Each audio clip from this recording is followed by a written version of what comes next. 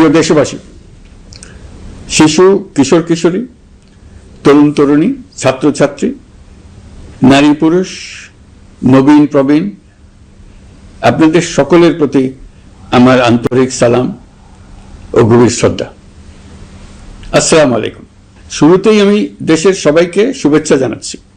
দীর্ঘ 17 বছর পর একটি উৎসব মুখর, অংশগ্রহণমূলক ও শান্তিপূর্ণ জাতীয় নির্বাচন সফলভাবে সম্পন্ন করার জন্য এই নির্বাচনের মাধ্যমে জনগণ, ভোটার, রাজনৈতিক দল, প্রার্থী, নির্বাচন সংশ্লিষ্ট প্রতিষ্ঠান ও আইনশৃঙ্খলা বাহিনী সম্মিলিতভাবে একটি প্রশংসনীয় নজির সৃষ্টি করেছে। ভবিষ্যতে বাংলাদেশের নির্বাচন কেমন হওয়া উচিত, এই নির্বাচন তার একটি উৎকৃষ্ট উদাহরণ হয়ে থাকবে। প্রিয় দেশবাসী, বিগত 18 মাস আমার উপর অর্পিত দায়িত্ব নিষ্ঠার সাথে পালন শেষে একটি নির্বাচিত সরকারের কাছে দায়িত্ব হস্তান্তরের প্রাক্কালে অন্তর্বর্তী সরকারের প্রধান উপদেষ্টা হিসেবে আজ আমি আপনাদের কাছ থেকে বিদায় নেবার জন্য উপস্থিত হয়েছি। আজ বিদায়ের দিনে 5ই আগস্টের কথা স্মরণ করে আপনাদের কিছু কথা বলব। কি মহা মুক্তির দিন ছিল সেদিনটি, সে কি আনন্দের দিন। বাংলাদেশিরা দেশে বিদেশে যে যেখানে ছিল আনন্দে চোখের পানি ফেলেছিল। দৈত্যের গ্রাস থেকে তরুণ ছাত্রছাত্রীরা দেশকে বের করে এনেছে, দেশ মুক্ত হয়েছে। কিন্তু দেশ সম্পূর্ণ অচল। এই অচল দেশটিকে কিভাবে সচল করা যাবে সেটা ছিল সবার মনে। অভ্যুত্থানের ছাত্র নেতারা ঠিক করলো দেশকে সচল করার জন্য একটি সরকার লাগবে। সরকার গঠন ও চালাবার জন্য তারা আমাকে খবর দিল। আমি তখন বিদেশে, আমি দায়িত্ব নিতে রাজি না। তারা জাতির প্রতি কর্তব্য পালনের কথা বলে আমাকে রাজি করালো। 18 মাস পর এখন আমার যাওয়ার পালা। আমি আজ আমার কাজ হতে বিদায় নিতে আপনাদের সামনে এসেছি। আমাদের প্রথম কাজ ছিল দেশকে সচল করা। এটি ছিল সবচেয়ে কঠিন কাজ। যারা দেশকে লুটে পুটে খেত তারাই দেশের এই যন্ত্র চালাতো। তাদের একান্ত অনুগত লোকজন নিয়ে অভ্যুত্থানের সঙ্গে সঙ্গে সবাই পালিয়ে গেছে। বড় কর্তা পালিয়েছে, মাঝারি কর্তা পালিয়েছে, অন্যরা ভোল পাল্টিয়েছে অথবা আত্মগোপনে চলে গেছে। কেউ নানা জনের সুপারিশ নিয়ে আসছে, তারা অভ্যুত্থানের গোপন সৈনিক ইত্যাদি। সরকারের ভেতর যারা পালিয়ে যাননি তাদের মধ্যে কাকে বিশ্বাস করবেন, কাকে বিশ্বাস করবেন না, এটি মহাসংকট হয়ে দাঁড়ালো। যতই মৃতদেহের অঙ্গ প্রত্যঙ্গবিহীন দেহের সন্ধান আসছিল ততই তারা চিহ্নিত হচ্ছিল। সেই থেকে 18 মাস চলে গেছে। অবশেষে 12ই ফেব্রুয়ারি আসলো। 1.5 যুগ পরে দেশে একটি জাতীয় নির্বাচন এবং ব্যাপক সাংবিধানিক পরিবর্তনের জন্য সর্বসম্মত জুলাই সনদের উপর গণভোট অনুষ্ঠান হলো। এই নির্বাচনে উৎসব মুখর পরিবেশ, দেশের সর্বত্র একটা ঈদের পরিবেশ ছিল যা আমাদের ইতিহাসে স্মরণীয় হয়ে থাকবে। এই প্রতিদ্বন্দ্বিতামূলক নির্বাচনে যারা জয়ী হয়েছেন তাদের আমি অভিনন্দন জানাচ্ছি। যারা পরাজিত হয়েছেন তাদেরকেও আমি অভিনন্দন জানাচ্ছি। হার জিতই হলো গণতন্ত্রের সৌন্দর্য। যারা জয়ী হয়েছেন তারা মোট ভোটের প্রায় অর্ধেক পেয়েছেন। যারা জয়ী হতে পারেননি তারাও মোট ভোটের অর্ধেক পেয়েছেন। যারা জয়ী হতে পারেননি তারা এই জেনে আশ্বস্ত হবেন যে প্রায় অর্ধেক ভোটার আপনাদের উপর আস্থা রেখেছে। আগামী দিন নতুন সরকার দায়িত্ব গ্রহণ করবে। এর মাধ্যমে আমাদের 18 মাসের দায়িত্বের সমাপ্তি হবে। 24শে জুলাই মাসে বাংলাদেশের মানুষ এক অভূতপূর্ব অভ্যুত্থানের মধ্য দিয়ে তাদের মুক্তি, আকাঙ্ক্ষা ও মর্যাদার দাবি উচ্চারণ করেছিল। সেই সময় দেশ একটি গভীর রাজনৈতিক, অর্থনৈতিক, প্রাতিষ্ঠানিক ও মানবিক সংকটে নিপতিত ছিল। রাষ্ট্রযন্ত্রের উপর মানুষ আস্থা হারিয়ে ফেলেছিল। গণতন্ত্র হয়েছিল ধূলিসাৎ, ভবিষ্যৎ ছিল অনিশ্চিত। ঠিক সেই সংকটময় সময়ে আমাকে আহ্বান জানানো হয়েছিল একটি লক্ষ্য সামনে রেখে বাংলাদেশকে আবার স্বাভাবিক জীবনে ফেরানোর জন্য 3টি দায়িত্ব দেওয়া হয়েছিল: সংস্কার, বিচার এবং নির্বাচন। আমি ও আমার সহকর্মীরা সবাই আমরা সেই অঙ্গীকার রক্ষার চেষ্টা করে গেছি। কোথায় কতটুকু সাফল্য অর্জন করতে পেরেছি, কোথায় ব্যর্থ হয়েছি, সে বিচারের ভার আপনাদের উপর থাকলো। আমাদের প্রচেষ্টায় কোনো ঘাটতি ছিল না। আমরা মানবতা বিরোধী অপরাধ, দুর্নীতি ও অনিয়মের বিচার প্রক্রিয়াকে রাজনীতি ও প্রতিশোধের ঊর্ধ্বে রেখেছি। আমরা ভঙ্গুর প্রতিষ্ঠানগুলোর প্রশাসনিক, বাণিজ্যিক, আর্থিক সংস্কারে হাত দিয়েছি, যাতে ভবিষ্যতে কোনো সরকার জনগণের ইচ্ছার বিরুদ্ধে নিজেকে স্থাপন করতে না পারে। আর সর্বোপরি আমরা একটি উৎসবমুখর, অবাধ, নিরপেক্ষ, শান্তিপূর্ণ, পরিচ্ছন্ন ও বিশ্বাসযোগ্য জাতীয় নির্বাচনের আয়োজন করেছি, যার মাধ্যমে জনগণ আবার তাদের ভোটাধিকার ফিরে পেয়েছে। এই নির্বাচন কেবল একটা ক্ষমতা হস্তান্তরের প্রক্রিয়া নয়, এটি বাংলাদেশের গণতান্ত্রিক ব্যবস্থার নতুন অভিযাত্রার সূচনা, নতুন বাংলাদেশের জন্ম। এই অর্জনের পেছনে যারা ছিলেন, জুলাইয়ে রাস্তায় নেমে আসা প্রতিবাদকারী তরুণ তরুণীরা, সেই সাহসী মানুষগুলো, শহীদ ও আহতরা, তাদের প্রতি আমি গভীর শ্রদ্ধা ও কৃতজ্ঞতা জানাচ্ছি। তাদের অভূতপূর্ব ত্যাগ ছাড়া এই পরিবর্তন সম্ভব হতো না। এই প্রক্রিয়া সফল করতে দেশের আবালবৃদ্ধ বনিতা সকলেই সহযোগিতা করেছেন। প্রাতিষ্ঠানিক দিক থেকে দেশের রাজনৈতিক দলসমূহ, নির্বাচন কমিশন, সকল আইনশৃঙ্খলা বাহিনী, সশস্ত্র বাহিনী, সরকারি কর্মকর্তা কর্মচারী ও প্রশাসনের প্রতিটি স্তরের সদস্যরা আন্তরিক সহযোগিতা করেছেন। আপনাদের প্রতি আমার আন্তরিক কৃতজ্ঞতা রইল। আপনাদের ধৈর্য, পেশাদারিত্ব ও আস্থার উপর ভর করেই এই পথ চলা সম্ভব হয়েছে। প্রিয় দেশবাসী, 24-এর গণঅভ্যুত্থানের সময় দেয়ালে দেয়ালে তরুণরা যে নতুন বাংলাদেশের স্বপ্ন এঁকেছিল, তার কেন্দ্র ছিল প্রাতিষ্ঠানিক সংস্কার। সেই প্রত্যাশা বাস্তবায়নে অন্তর্বর্তী সরকার প্রায় 130টি নতুন আইন ও সংশোধনী প্রণয়ন করেছে এবং প্রায় 600টি নির্বাহী আদেশ জারি করেছে, যার প্রায় 84% ইতিমধ্যে বাস্তবায়িত হয়েছে। এই সংস্কার সমূহ নাগরিক অধিকারকে সংহত করেছে, বিচার ব্যবস্থাকে শক্তিশালী করেছে এবং গুম, খুন ও বিচার বহির্ভূত হত্যার সংস্কৃতি যেন আর কখনো ফিরে না আসে সেটা নিশ্চিত করেছে। আমরা দায়িত্ব গ্রহণের সময় দেশের আইন শৃঙ্খলা পরিস্থিতি ছিল অত্যন্ত ভঙ্গুর। থানাগুলো ছিল পুলিশ শূন্য, জনগণের মধ্যে আস্থার বদলে ভয় ও শঙ্কা তৈরি হয়েছিল। ধাপে ধাপে আমরা সেই অবস্থার পরিবর্তন ঘটিয়েছি। আজ পুলিশ আর মারণাস্ত্র ব্যবহার করে না, বেআইনিভাবে কাউকে তুলে নিয়ে যায় না, বন্দুকযুদ্ধের নামে হত্যা করে না, পুলিশ ও গোয়েন্দা বাহিনীর ভয়ে কাউকে ডিলিট বাটন চাপতে হয় না। জনবান্ধব ও জবাবদিহিমূলক বাহিনী হিসেবে গড়ে তোলার লক্ষ্যে পুলিশ কমিশন অধ্যাদেশ 2025 প্রণয়ন করা হয়েছে। বিচার বিভাগকে স্বাধীন ও শক্তিশালী করতে পৃথক সচিবালয় গঠন, বিচারক নিয়োগের স্বচ্ছ কাঠামো এবং দেওয়ানি ও ফৌজদারি আইনে যুগান্তকারী সংস্কার করা হয়েছে।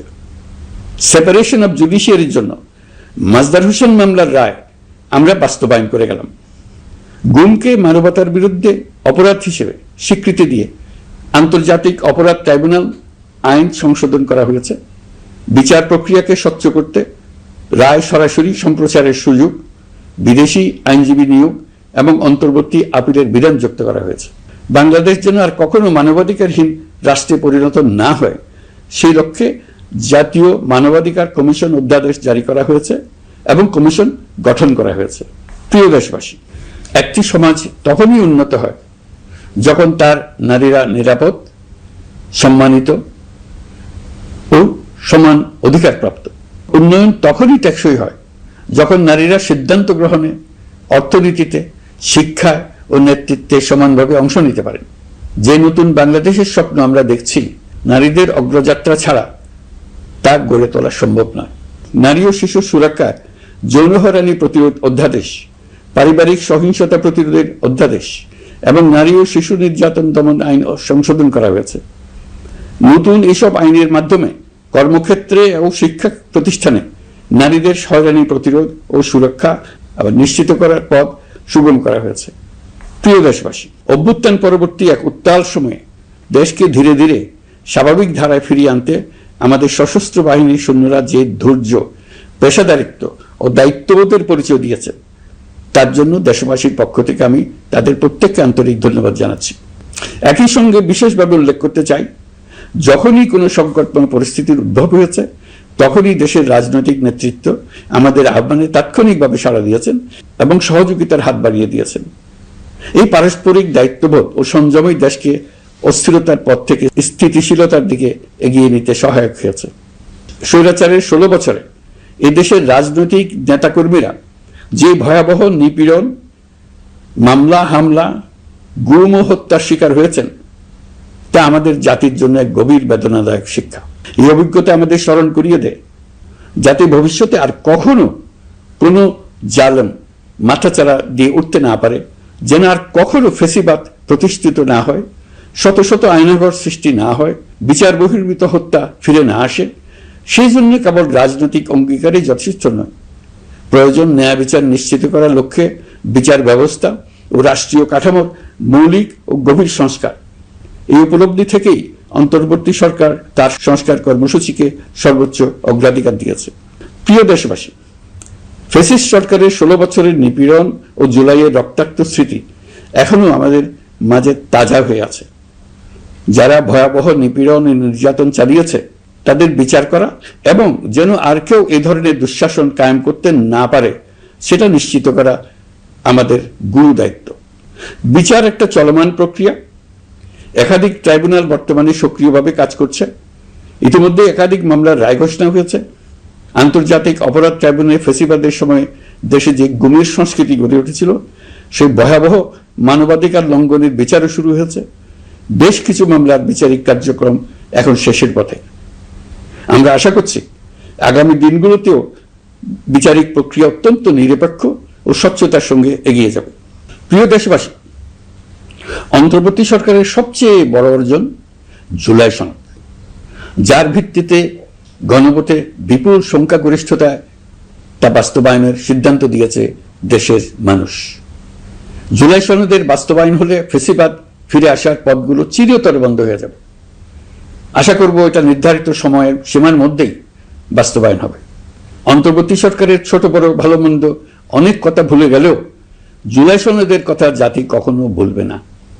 এই সনদ রচনা এবং গণভোটে পাশ করানোর জন্য আমি সকল রাজনৈতিক দল, সামাজিক সংগঠন, অধিকার রক্ষা প্রতিষ্ঠান যারা অক্লান্ত পরিশ্রম করেছে তাদের সবাইকে আজ অভিনন্দন জানাচ্ছি।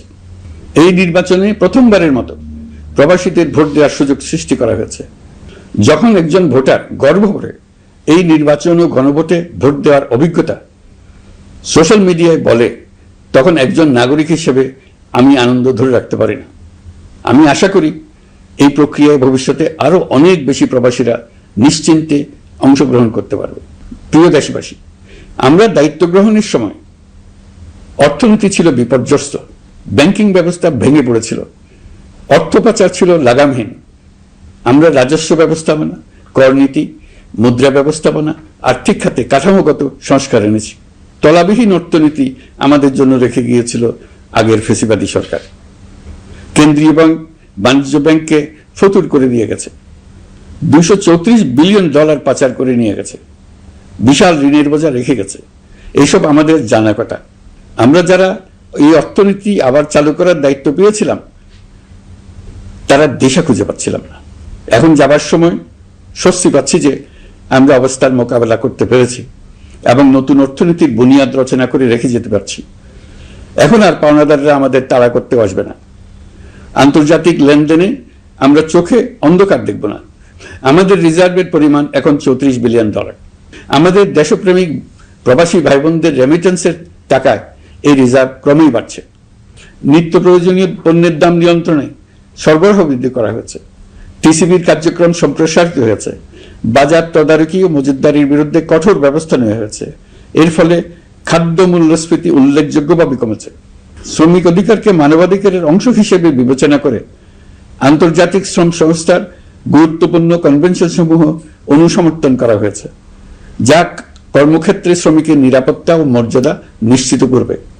যুগান্তকারী নতুন শ্রম আইন প্রণয়ন করা হয়েছে। প্রবাসীরা আমাদের অর্থনীতির প্রাণশক্তি। তাদের সুরক্ষা ও কল্যাণে আইন সংশোধন, বিদেশে আইনি সহায়তা, নতুন শ্রম চুক্তি এবং দক্ষতা উন্নয়ন প্রকল্প গ্রহণ করা হয়েছে। বন্দর ব্যবস্থাপনা ও বিনিয়োগ কাঠামোতে আমূল সংস্কারের মাধ্যমে ইউরোপীয় সর্ববৃহৎ বিনিয়োগ সহ একাধিক কৌশলগত প্রকল্প এগিয়েছে।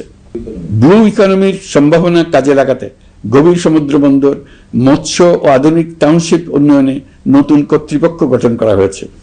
প্রিয় দেশবাসী, পররাষ্ট্রনীতিতে বাংলাদেশের সার্বভৌমত্ব, জাতীয় স্বার্থ ও দেশের মর্যাদা, এই তিনটি মূল ভিত্তি আমরা দৃঢ়ভাবে পুনরুদ্ধার করতে সক্ষম হয়েছি। নতজানু পররাষ্ট্রনীতি কিংবা অপর দেশের নির্দেশনা ও পরামর্শ নির্ভর বাংলাদেশ এখন আর নয়।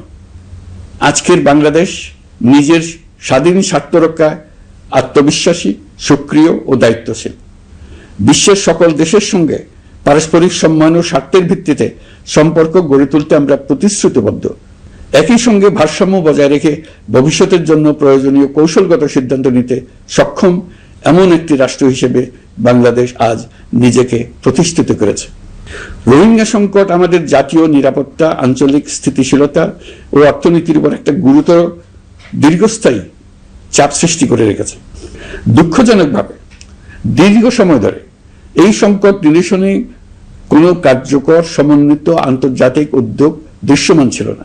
দায়িত্ব গ্রহণের পর আমরা আন্তর্জাতিক অঙ্গনে মৃতপ্রায় এই ইস্যুটিকে পুনরায় বিশ্ব মনোযোগের কেন্দ্রে নিয়ে আসতে সক্ষম হয়েছে। এই সংকটের গুরুত্ব অনুধাবন করে জাতিসংঘ আমাদের পাশে দাঁড়িয়েছে। জাতিসংঘের মহাসচিব নিজে বাংলাদেশ সফর করেছেন এবং সমস্যার টেকসই সমাধানে সহায়তার অঙ্গীকার ব্যক্ত করেছেন। আমার অনুরোধে জাতিসংঘে রোহিঙ্গা বিষয়ে বিশেষ সভা অনুষ্ঠিত হয়েছে। প্রিয় দেশবাসী, দীর্ঘ ফেসিবাদী শাসনামলে বাংলাদেশের সশস্ত্র বাহিনীর সক্ষমতা ও আধুনিকীকরণের বিষয়টি পরিকল্পিতভাবে উপেক্ষিত ছিল। আমরা অল্প সময়ের মধ্যেই সেই অবস্থার মৌলিক পরিবর্তনের সূচনা করতে পেরেছি। দায়িত্ব গ্রহণের পর থেকেই বর্তমান সরকার সশস্ত্র বাহিনীর সক্ষমতা বৃদ্ধি, আধুনিকায়ন এবং যে কোনো ধরনের আগ্রাসন কার্যকরভাবে মোকাবেলার জন্য সশস্ত্র বাহিনীকে উপযোগী করে গড়ে তোলাকে অগ্রাধিকার দিয়েছে। সশস্ত্র বাহিনীর প্রতিরক্ষা সক্ষমতা বৃদ্ধি একটি ব্যয়বহুল প্রক্রিয়া হলেও বর্তমান বৈশ্বিক বাস্তবতায় বহির্বিশ্বের সম্ভাব্য হুমকি ও আগ্রাসন মোকাবেলার জন্য এর কোনো বিকল্প নেই। এই বাস্তবতা বিবেচনায় নিয়ে অন্তর্বর্তী সরকার তার সীমিত মেয়াদের মধ্যে সেনাবাহিনী, বিমান বাহিনী ও নৌবাহিনীর সক্ষমতা বৃদ্ধিতে যুগান্তকারী পদক্ষেপ গ্রহণ করেছে। আমি দৃঢ়ভাবে বিশ্বাস করি এই উদ্যোগগুলোর ধারাবাহিকতা ভবিষ্যতের নির্বাচিত গণতান্ত্রিক সরকার সমূহ অব্যাহত রাখবে, যাতে বাংলাদেশের জাতীয় নিরাপত্তা, স্বাধীনতা, সার্বভৌমত্ব, আঞ্চলিক অখণ্ডতা দীর্ঘমেয়াদে নিশ্চিত করা যায়। প্রিয় দেশবাসী, বাংলাদেশ এখন কেবল সংকট থেকে উত্তরণের গল্প নয়, বাংলাদেশ আজ অমিত সম্ভাবনার দেশ। আমাদের ছেলে মেয়েরা অসীম সম্ভাবনা নিয়ে জন্মায়। এটি সাহসী, সৃজনশীল, উদ্যমী তরুণদের দেশ। তাদের দরকার উপযুক্ত শিক্ষা, বিশ্বমানের প্রশিক্ষণ এবং এমন একটি রাষ্ট্র ব্যবস্থা যেখানে মেধা ও পরিশ্রম ও সততার মূল্য আছে। সারা বিশ্বে অর্থনৈতিক কর্মকাণ্ড পরিচালনায় প্রতি বছর বিপুল সংখ্যক দক্ষ, কর্মঠ, শৃঙ্খলাবদ্ধ কর্মীর প্রয়োজন তৈরি হচ্ছে, আর বাংলাদেশে আছে কর্মক্ষম বিপুল তরুণ সম্প্রদায়। আমরা যদি এই বৈশ্বিক চাহিদা পূরণে উপযুক্ত পদক্ষেপ গ্রহণ করি, তাহলে জাপান, কোরিয়া, মধ্যপ্রাচ্য, ইউরোপ, উত্তর আমেরিকা সহ সবাই চাইবে বাংলাদেশের তরুণ তরুণীদের শ্রম, মেধা ও সৃজনশীলতা ব্যবহার করতে। আমরা হয়ে উঠতে পারি তাদের জন্য পছন্দের একটা নির্ভরযোগ্য, দক্ষ জনশক্তি সরবরাহকারী দেশ। আমাদের খোলা সমুদ্র কেবল ভৌগোলিক সীমারেখা নয়, এটি বাংলাদেশের জন্য বিশ্ব অর্থনীতির সঙ্গে যুক্ত হওয়ার উন্মুক্ত দরজা। নেপাল, ভুটান ও সেভেন সিস্টার্সকে নিয়ে এই অঞ্চলে অর্থনৈতিক সমৃদ্ধির বিশাল সম্ভাবনা রয়েছে। অর্থনৈতিক অঞ্চল, বাণিজ্যিক চুক্তি ও শুল্কমুক্ত বাজারে প্রবেশের সুযোগের মধ্য দিয়ে এই অঞ্চলে একটি বৈশ্বিক উৎপাদন কেন্দ্র হিসেবে গড়ে ওঠার শক্তিশালী ভিত্তি প্রতিষ্ঠিত হবে। আমাদের বন্দরগুলোর দক্ষতা আন্তর্জাতিক পর্যায়ে নেবার জন্য সেরা আন্তর্জাতিক বন্দর পরিচালনা কোম্পানির সঙ্গে চুক্তির কাজে আমরা অনেক এগিয়ে এসেছি। এর দক্ষতা বাড়াতে না পারলে আমরা অর্থনৈতিক অর্জনে পিছিয়ে যাব। প্রিয় দেশবাসী, সম্প্রতি বাংলাদেশের সঙ্গে যুক্তরাষ্ট্রের একটি গুরুত্বপূর্ণ দ্বিপাক্ষিক বাণিজ্য শুল্ক চুক্তি সম্পন্ন হয়েছে। এই চুক্তি কেবল একটা বাণিজ্যিক সুবিধা নয়, এটি বাংলাদেশের অর্থনীতি, কর্মসংস্থান, শিল্পায়ন এবং আন্তর্জাতিক কূটনৈতিক অবস্থানকে দীর্ঘমেয়াদে শক্তিশালী করার জন্য একটি কৌশলগত ভিত্তি হিসেবে কাজ করবে। এই চুক্তির ফলে যুক্তরাষ্ট্রের বাজারে বাংলাদেশের জন্য প্রযোজ্য পারস্পরিক শুল্কভার রেসিপ্রোকাল ট্যারিফ 37% থেকে 19% কমে এসছে। এই চুক্তির একটা বিশেষ দিক হল যুক্তরাষ্ট্রে উৎপাদিত তুলা ও কৃত্রিম তন্তু ব্যবহার করে তৈরি পোশাক পণ্যে শূন্য পারস্পরিক শুল্ক সুবিধা। এটা একটা মস্ত বড় সুবিধা। এর মাধ্যমে যুক্তরাষ্ট্রের বাজারে শুল্ক সুবিধা পাওয়ায় বাংলাদেশি পোশাক আরো কম দামে যুক্তরাষ্ট্রে প্রবেশ করবে। যুক্তরাষ্ট্রের তুলা ব্যবহারের ফলে আমাদের সরবরাহ চেইন আরো বৈচিত্র্যময় ও স্থিতিশীল হবে। এটি বাংলাদেশের পোশাক শিল্পকে উচ্চ মূল্যের ও উন্নত মানের পণ্যের দিকে অগ্রসর হওয়ার সুযোগ করে দেবে। প্রিয় দেশবাসী, বাংলাদেশের অর্থনৈতিক ভবিষ্যৎ টেকসই, বৈচিত্র্যময় ও প্রযুক্তি নির্ভর করার লক্ষ্যে জাপানের সঙ্গে সম্পাদিত অর্থনৈতিক অংশীদারিত্ব চুক্তি একটি ঐতিহাসিক ও কৌশলগত অগ্রগতি। এই অংশীদারিত্বের একটি গুরুত্বপূর্ণ সুফল হল উৎপাদন ও রপ্তানির বহুমুখীকরণ। জাপানের সঙ্গে সহযোগিতার ফলে অটোমোবাইল যন্ত্রাংশ, ইলেকট্রনিক্স, রেলওয়ে সরঞ্জাম, গ্রিন টেকনোলজি এবং উচ্চ মূল্যের শিল্পপণ্যে বাংলাদেশ ধাপে ধাপে যুক্ত হতে পারবে। এতে আমাদের ঝুঁকি কমবে এবং বৈশ্বিক বাজারে বাংলাদেশের অবস্থান আরো শক্তিশালী হবে। পৃথিবীর শিল্পোন্নত দেশগুলো আমাদের দেশে বিনিয়োগ করবে শুধু জাপানে শুল্কমুক্ত রপ্তানির সুবিধা গ্রহণ করার জন্য। প্রিয় দেশবাসী, আমরা চীনের সাথে আমাদের উন্নয়ন সহযোগিতা গভীরতর করেছে। গত বছর মার্চে বেজিংয়ে চীনের প্রেসিডেন্ট শি জিনপিং এর সাথে বৈঠকে আমরা দুদেশের মধ্যকার কৌশলগত অংশীদারিত্বকে নতুন পর্যায়ে উন্নীত করার প্রত্যয় ব্যক্ত করেছে। ইতিমধ্যে তিস্তা নদীর সামগ্রিক ব্যবস্থাপনা ও পুনর্বাসন প্রকল্পের বিষয়ে উল্লেখযোগ্য অগ্রগতি হয়েছে। নীলফামারীতে 1000 শয্যার একটি আন্তর্জাতিক মানের হাসপাতাল তৈরিতে দুদেশ একমত হয়েছে। এই কাজটি আমরা এগিয়ে নিতে পেরেছি। আমরা এমন একটি বাংলাদেশ গড়ে তুলতে চাই যে বাংলাদেশ শুধু স্বল্প মূল্যের শ্রমনির্ভর অর্থনীতি নয়, বরং দক্ষতা ও প্রযুক্তি ও মূল্য সংযোজন ভিত্তিক অর্থনীতিতে রূপান্তরিত হবে। তবে আমি স্পষ্টভাবে বলতে চাই, এই সম্ভাবনা বাস্তবে রূপান্তরিত হলে 3টি বিষয়ের কোনো বিকল্প নেই: শিক্ষা, প্রশিক্ষণ এবং সততা। অতীতে রাষ্ট্রীয় ব্যবস্থাপনায় সীমাহীন দুর্নীতি, অসততা, অনিয়ম ও জালিয়াতিকে উৎসাহিত করা হয়েছিল। সেই সংস্কৃতি আমাদের পেছনে টেনে রেখেছিল, আমাদের বিশ্বাসযোগ্যতা ক্ষুণ্ণ করেছিল। নতুন বাংলাদেশকে সেই পথ থেকে সরে আসতে হবে। আমাদেরকে প্রতিজ্ঞাবদ্ধ হতে হবে নিয়ম মানায়, প্রতিশ্রুতি রক্ষা, মান বজায় রাখা, রাষ্ট্রের প্রতিটি স্তরকে দুর্নীতিমুক্ত করায়, স্বচ্ছতা ও দায়বদ্ধতা নিশ্চিত করা। প্রিয় দেশবাসী, আমরা শূন্য থেকে শুরু করিনি, শুরু করেছি মাইনাস থেকে। ধ্বংসস্তূপ পরিষ্কার করে প্রতিষ্ঠান দাঁড় করিয়ে তারপরে সংস্কারের পথ ধরেছে। আজ অন্তর্বর্তী সরকার বিদায় দিচ্ছে, কিন্তু গণতন্ত্র, জবাবদিহিতা, বাক স্বাধীনতা, অধিকার চর্চার যে ধারা শুরু হয়েছে তা যেন কখনো থেমে না যায়। আমরা রাষ্ট্রীয় দায়িত্ব ছেড়ে গেলেও নতুন বাংলাদেশ গড়ার সার্বিক দায়িত্ব আমার, আপনার, আমাদের সবার। আমাদের সকলের দায়িত্ব দেশকে সত্যিকারের গণতন্ত্র হিসেবে পরিস্ফুটিত করা। জুলাই গণঅভ্যুত্থান আমাদের জন্য এই দরজা খুলে দিয়েছে। আমরা যদি স্বপ্ন, আকাঙ্ক্ষা ও শক্তিকে বাঁচিয়ে রাখতে পারি, তবে বাংলাদেশের অগ্রযাত্রা কেউ থামাতে পারবে না। গণঅভ্যুত্থানে যারা প্রাণ দিয়েছে, শরীরের অঙ্গ হারিয়ে দুঃসহ জীবনযাপন করছে, যাদের লাশ পুড়িয়ে ফেলা হয়েছে, যাদের লাশ এখনো খুঁজে পাওয়া যাচ্ছে না, যারা অল্পের জন্য বেঁচে গেছে, তাদের সকলের আত্মত্যাগকে এই জাতি যেন কোনোদিন ভুলে না যায়। প্রতিটি রাষ্ট্রীয় সিদ্ধান্ত গ্রহণে আমরা যেন তাদের ছবি মনে রেখে সিদ্ধান্ত নিই। আমাদের পরবর্তী প্রজন্মকে ক্ষমতাবানদের কিভাবে নিয়ন্ত্রণে রাখতে হয় সেই শিক্ষাটি যেন দিয়ে যেতে পারে। ক্ষমতাবানদের ক্ষমতা মানুষকে কিরকম মনুষ্যত্বহীন করে তুলতে পারে সেটা জাতির ইতিহাসে ধরে রাখার জন্য আমরা পলাতক প্রধানমন্ত্রীর বাসস্থান গণভবনকে জাতীয় জুলাই স্মৃতি জাদুঘর হিসেবে প্রতিষ্ঠিত করে রেখে যাচ্ছি।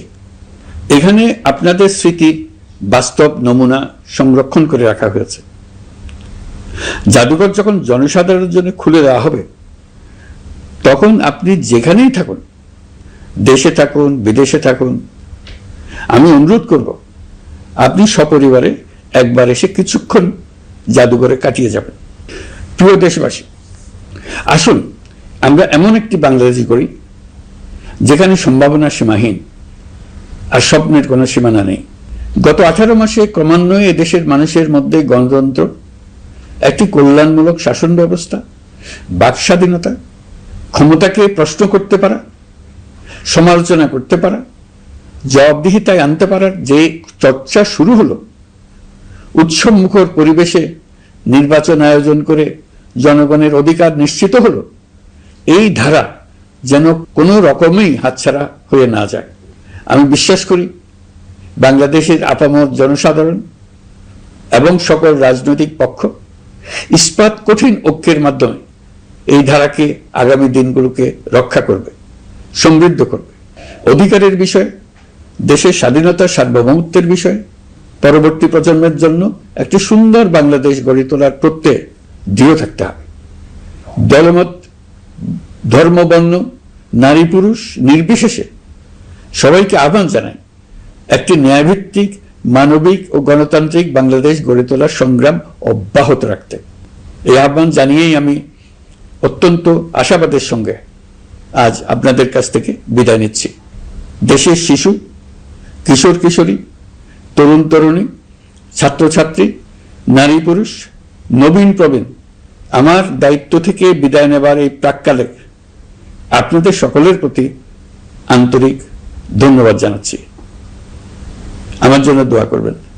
মহান আল্লাহ আমাদের সকলের সহায় হন। আল্লাহ হাফেজ।